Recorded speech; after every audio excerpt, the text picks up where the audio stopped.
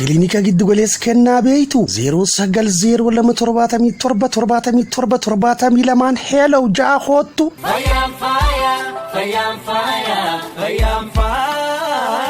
Kilinika giddu galeessa kennaa beeytu 0907777772 hello ja'a hoottu. Hansi tajaajiluu halkanii fi guyyaa kilinikni giddu galeessa kennaa arraas baruus faaya.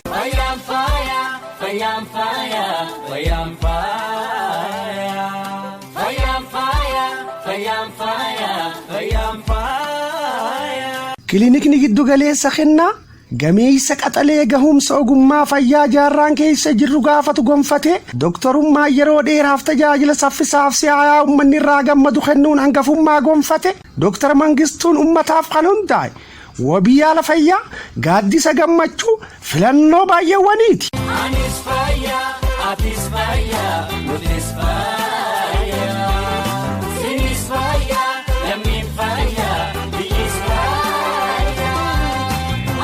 Tajaajiloonni baasii madaalawaan argachuu dandeessanis qorannoo ultrasaawundii yaala dhibee qaama keessaa hunda qorannoo kaansarii fi gadameessaa ogeessa gahumsa gonfateen wal'aansa dhibee ariifachiisaa wal'aansa daa'immanii qorannoo fi yaala rakkoo ilmoo dhabuu dhiiraa fi dubartii dhaqna qabaa daa'imman yookaan ijoollee dhiiraa haala ammayyaawaa ta'een tajaajila baqaqsanii yaaluu salphaa fi giddu galeessaa hunda buroo fi kalladoo baqaqsanii baasu tajaajila hordoffii yeroo ulfa yeroo ulfaa fi dahumsaan booda laaboraatoorii guutuu waliin kennamu baasii madaalawaa ta'een argachuun kan wabeeffattan kilinikni giddu galeessa kennaa qabeenya keessanii.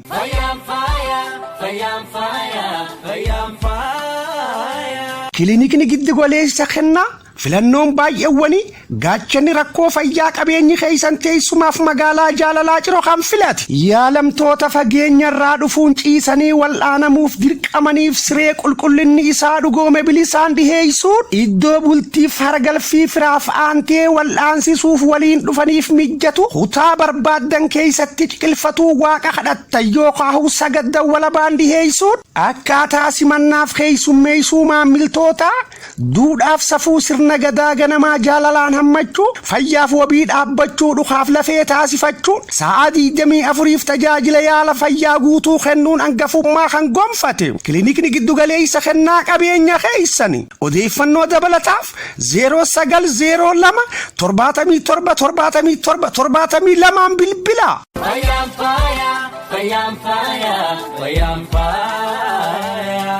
Kilinika giddu galeessa kennaa beeytu 0902777772 hello ja'a hoottu.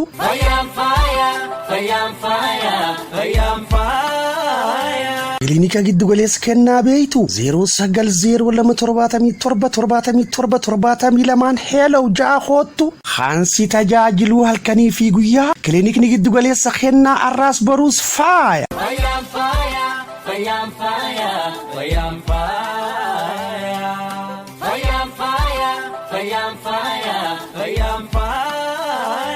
Kilinikni giddu galeessa kennaa gameeysa qaxalee gahumsa ogummaa fayyaa jaarraan keessa jirru gaafatu gonfate doktorummaa yeroo dheeraaf tajaajila saffisaaf si'aayaa uummanni irraa gammadu kennuun hangafummaa gonfate Dr. Mangistuun ummataaf kan hundaa'e wabii yaala fayyaa gaaddisa gammachuu filannoo baay'eewwaniiti.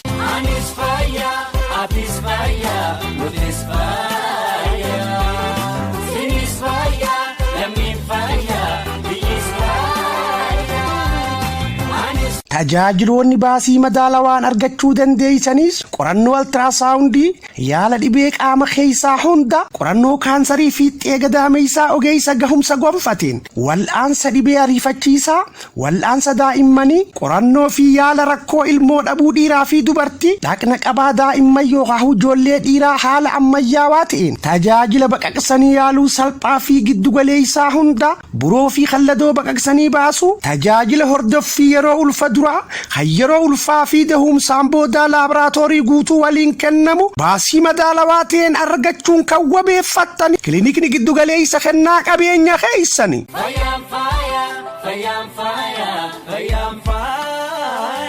Kilinikni giddu galeessa kennaa filannoon baay'eewwanii gaachanni rakkoo fayyaa qabeenyi keessan teessumaaf magaalaa jaalalaa ciroo kan filate yaalamtoota fageenyarraa dhufuun ciisanii wal'aanamuuf dirqamaniif siree qulqullinni isaa dhugoome bilisaan dhiheessuun iddoo bultiif haragalfii firaaf aantee wal'aansisuuf waliin dhufaniif mijjatu kutaa barbaaddan keessatti ciqilfatuu waaqa kadhattan yookaan sagaddan walabaan dhiheessuun akkaataa simannaaf keessummeessuu maamiltoota duudhaaf safuu sirna gadaa ganamaa jaalalaan hammachuu fayyaaf wabii dhaabbachuu dhukaaf lafee taasifachuun sa'a 24f tajaajila yaala fayyaa guutuu kennuun hangafummaa kan gonfate kilinikni giddugaleessa kennaa qabeenya keessanii odeeffannoo dabalataaf 0902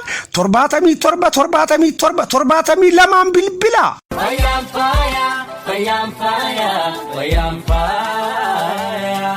Kilinika giddugaleessa kennaa beeytu 0902 77 hello ja'a hoottu.